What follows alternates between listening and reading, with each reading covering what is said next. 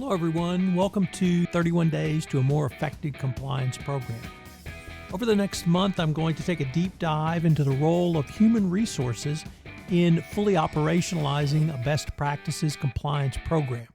Each day, I will pick up one topic with 3 key takeaways which you can utilize to improve, enhance, or upgrade your compliance program.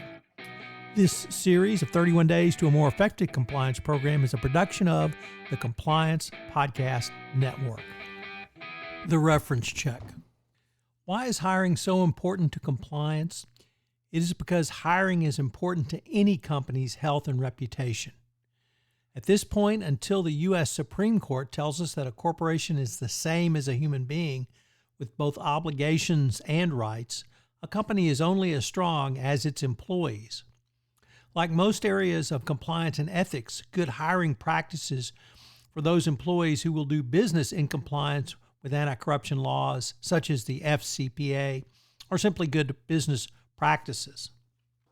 I have seen one industry estimate that it costs an average of $4,000 to replace a single employee. One survey of 2,500 companies found that one single bad hire can cost more than $25,000 in lost productivity, low morale, and the like. For one energy service company I worked for, the estimate went as high as $400,000 to hire and fully train a new employee. I would add those costs go up significantly if a bad hire violates the Foreign Corrupt Practices Act or some other law.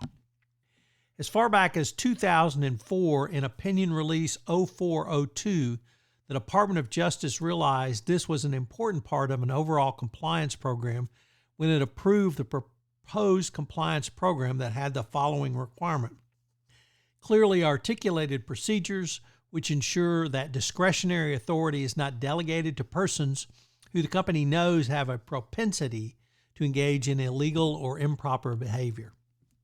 One tool that is often overlooked in the hiring process is the reference check.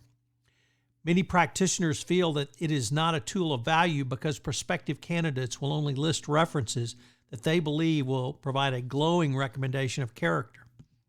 This leads to a pro forma reference check. However, in a Harvard Business Review article, author Kevin Ryan exploded this misconception by detailing how he views the entire hiring process, specifically including reference checks. I would add it can be a very valuable and useful tool for you and your compliance program.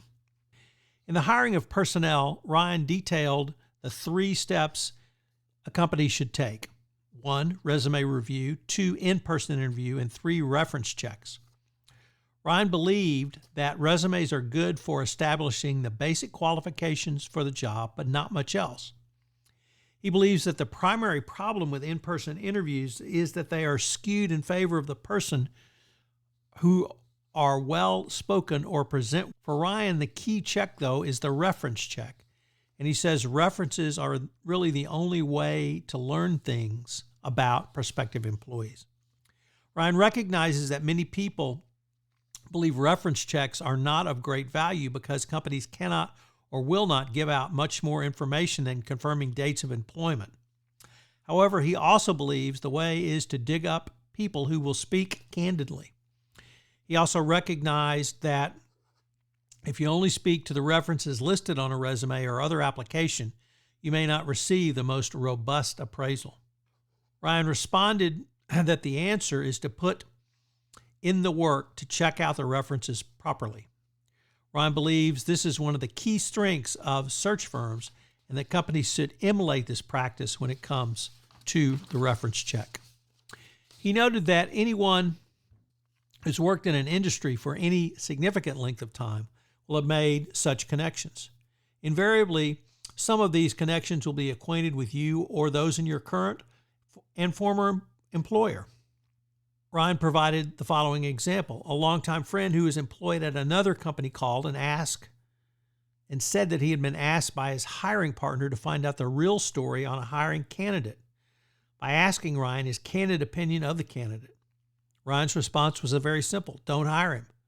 Lest you think that such refreshing honesty no longer exists when informal references are provided, you are sadly mistaken. In my most past corporate position, I was charged with performing compliance due diligence on senior executives, and I spent time doing exactly what Ryan's suggesting, calling my acquaintances that I knew and asking such direct questions. Fully 75% of the time, I got direct responses. Ryan believes that you must invest your company in the hiring process to get the right people. The same is true in compliance. You do not want people with a propensity for engaging in corrupt acts working for, or even worse, leading your company. Moreover, the failure to prevent such hires can be evidence of non-effective compliance program and the lack of appropriate commitment to compliance at your organization should the regulators ever come knocking. The hiring of someone who will perform business activities in compliance with anti-corruption laws will continue to be as much art as science, because the hiring of quality employees for senior management positions is similarly situated. But that does not mean a company cannot work to hire those persons who might have a propensity to engage in bribery and corruption if the situation presented itself. The hiring process is one more tool that can be utilized to build an effective and, more importantly, fully operationalized compliance program. So what are today's 3 key takeaways? Number 1, the hiring process is only a step in operationalizing your compliance program, but it's the first step. Number 2, the Department of Justice has long recognized hiring as a best practice for compliance programs going back as far as 2004. And number 3, always remember that reference checks are an underutilized part of the hiring process and a key internal control for human resources.